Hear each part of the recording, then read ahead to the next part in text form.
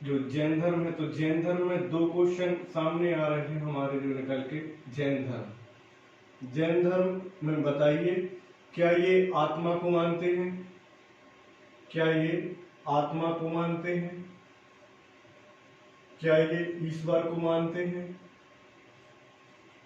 क्या ये आत्मा को मानते हैं? क्या ये ईश्वर पर विश्वास करते हैं? क्या ये पुनर्जन्म के सिद्धांत को मानते हैं? पुनर्जन्म के सिद्धांत पर विश्वास करते हैं? ये क्वेश्चन बताइए। आत्मा को मानते हैं, ईश्वर पर विश्वास नहीं करते। ये आत्मा को मानते हैं, ईश्वर पर विश्वास नहीं करते और ना ही पुनर्जन्म के सिद्धांत को मानते हैं। अब ये कथन किसने कहा था कि आत्मा प्रत्येक कण में विद्यमान है, चाहे वह सजीव हो या फिर निर्जीव हो? तो यह कथन किसने कहा था? तो इसका आंसर अभी हम कुछ समय बाद बताएंगे। सबसे पहले देखते हैं हम महावीर स्वामी जी का जीवन परिचय। तो इनके अन्य नाम देखते हैं महावीर स्वामी जी के। महावीर स्वामी, महावीर स्वामी जी के अन्य नाम आपसे बनेंगे, अच्छे लेवल से बनेंगे। इनके अन्य नाम हैं, सबसे पहले तो आपने देखा ही होगा कि इनका जो अन्य नाम है, आपने देखा ही होगा इनका अन्य नाम है महावीर, फिर वर्धमान, आहर्त, कैवल्य। ये हमने आपको मुख्य रूप से 4 नाम आपको बताए। सबसे पहला जो नाम बताया, ये बताया हमने आपको वर्धमान एक, फिर बताया हमने आपको महावीर, फिर हमने आपको क्या बताया? महावीर। और फिर हमने आपको तीसरा जो क्वेश्चन है, तीसरा जो क्वेश्चन है, मतलब महावीर जी का जो अन्य नाम है वही हमारा क्वेश्चन बन जाता है, आहर्त और कैवल्य। आहर्त, आहर्त और कैवल्य ये है। तो ये इनके अन्य नाम है, कैवल्य। अब ये बताइए कि इनके नाम के अर्थ क्या होते हैं?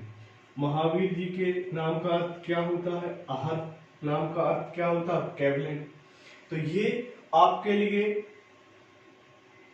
जानना बहुत जरूरी है, क्योंकि आज के जो एग्जामिनर क्वेश्चन बना रहे हैं, हो सकता है ये पूछ ले कि निम्नलिखित में से अन्य नाम शामिल नहीं है।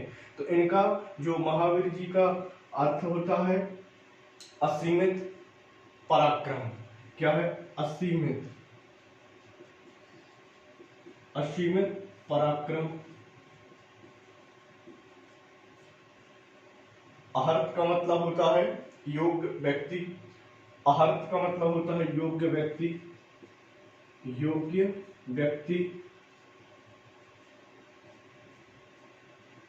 कैवल्य का अर्थ होता है सर्वोच्च ज्ञान प्राप्त करता, सर्वोच्च ज्ञान प्राप्त करता। ये देखिएगा आपके सामने ये 4 हमने आपको बताए। अब देखते हैं कि इनका जन्म कब हुआ था, कितने। सबसे पहले देखते हैं महावीर जी का जन्म। यहाँ पे हेडिंग पड़ेगी हमारी महावीर स्वामी जी। महावीर स्वामी जी के बाद में पड़ेगी इनका जन्म। जन्म के बाद में पड़ेगी हमारी हेडिंग स्थान, किस स्थान पर हुआ था। फिर आएगा कि किस जाति के थे, किस गण के थे। बिल्कुल ये महावीर स्वामी जी जो हैं, बिल्कुल गौतम बुद्ध के जैसा ही उनका जीवन परिचय है कि जन्म कहाँ कहाँ, स्थान कहाँ का, जाति कौन सी थी, गण कौन सी थी, कुल आएगा क्या? कुल। चलिए कुल ना लिख के यहाँ पे लिखते हैं हम माता का नाम, पिता का नाम। अब इनके बताइए पुत्र थे या पुत्री थी? तो इनकी जो क्या थी? पुत्री थी। क्या? पुत्री थी, पुत्री थी। और इनकी पत्नी का नाम बताइए। इतने पहले क्वेश्चन हम सॉल्व करते हैं, फिर आपको और आगे बताते हैं। तो इनका जो जन्म है, इनका जो जन्म है 540 बीसी या फिर 599 बीसी, आपसे जो पूछ ले। दो है इनकी समय, दोनों जगह बीसी बीसी लगा हुआ है। तो आप यहाँ पे एक जगह लगाइएगा 540 BC और यहाँ पे लगाइएगा 549 BC। अब आता है 599 BC, हमारे मुंह से 49 निकल गया था तो आप 99 ही लगाएं। इनका जो जन्म है का जो स्थान है ये था वैशाली, और वैशाली के भी कहाँ, पुण्यग्राम में। ये वैशाली लगाइएगा, वैशाली के भी कहाँ, पुण्यग्राम में। इनका जो जाति रही, इनकी जो जाति रही ये थी क्षत्रिय, और क्षत्रिय जाति से ये बिलोंग करते थे, क्षत्रिय। ये जो गण है ये क्या थे, ज्यांत्रक। ये जो गण थे कौन से थे, ज्यांत्रक। इनकी माता का नाम क्या था, तो इनकी जो माता का नाम था, इनकी जो माता का नाम था त्रसला, और इनके पिताजी का नाम था सिद्धार्थ। तो इनकी माता का नाम क्या था, त्रसला देवी, और इनके पिताजी का नाम क्या था, इनके पिताजी का नाम था सिद्धार्थ, इनके पिताजी का नाम था सिद्धार्थ। और इनके बचपन का नाम क्या था, अगर आपसे पूछ ले कि इनकी बचपन का नाम क्या था तो आप लगाइएगा वर्धमान। चलिए यहाँ पे लिख दे रहा हूं मैं, ये कोई बड़ी बात नहीं होगी हमारे लिए। बचपन का नाम क्या है, वर्धमान। बचपन का नाम क्या है, वर्धमान। पुत्री थी अणुजया प्रियदर्शनी। क्या थी, अणुजया, अणुजया प्रियदर्शनी, अणुजया प्रियदर्शनी, अणुजया प्रियदर्शनी। अब इनकी पत्नी का नाम क्या था, तो इनकी पत्नी का नाम था, आप सभी को मालूम है, यशोदा। क्या है, यशोदा। यशोधरा गौतम बुद्ध की पत्नी का नाम था, इनका नाम है यशोदा। अब देखते हैं इनके दामाद, जो इनकी पुत्री थी, इनका एक दामाद भी होगा। तो इनका दामाद क्या था, तो इनका जो दामाद था उसका नाम था जामिल, जामिली या जामिल या फिर मेघ कुमार। इनके जो नाम है, प्रथम शिष्य यही बने थे और प्रथम विरोध भी इन्होंने ही किया था। तो जामिली कह सकते हैं हम, जामिली या जामिल। आपको एग्जामिनर आपसे जो पूछे तो आप वो लगाइएगा। अब इनको 30 वर्ष की अवस्था में ग्रह त्याग कर दिया था। इनको 6 वर्ष के बाद मतलब इनको राजगृह में इनको ज्ञान की प्राप्ति हुई थी।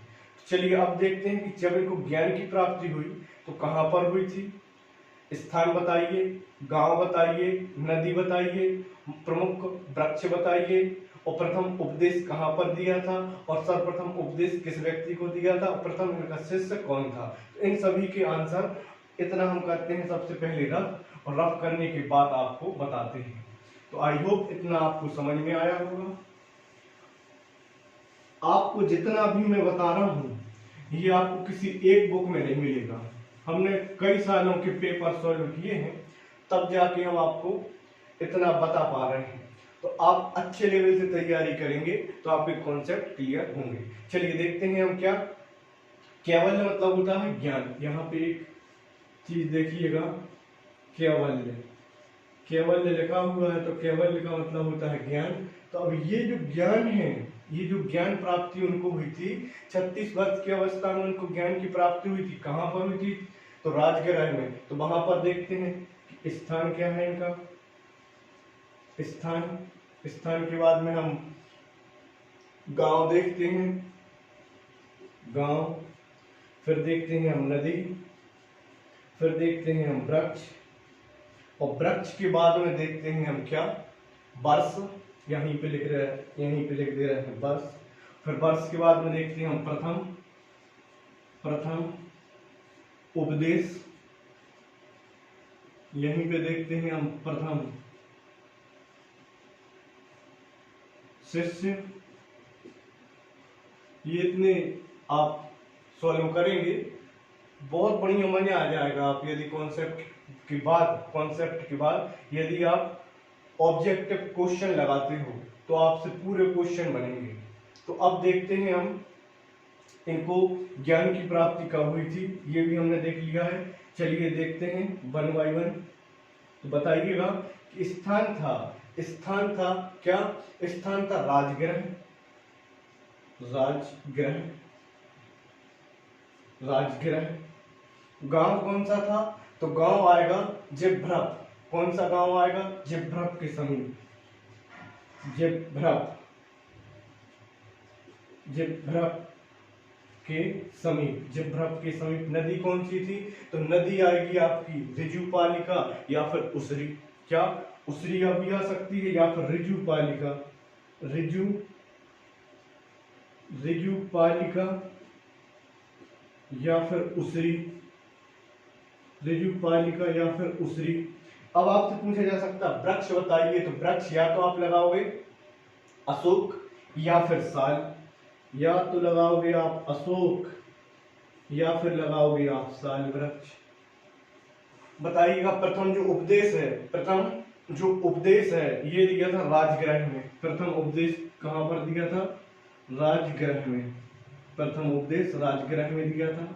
वो भी प्रथम शिष्य कौन था? प्रथम शिष्य थे कौन? इन्हीं के दामाद जामिल।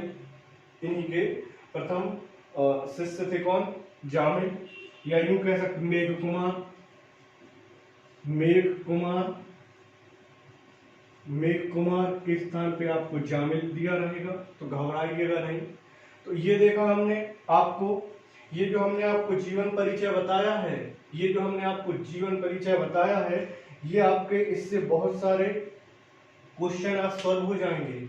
बस आप हमारे चैनल को लाइक करें, शेयर करें और सब्सक्राइब करें, साथ ही साथ बेल आइकन को प्रेस करें, जिससे कि हमारे वीडियो का आपके पास टाइम टू टाइम नोटिफिकेशन पहुंच सके।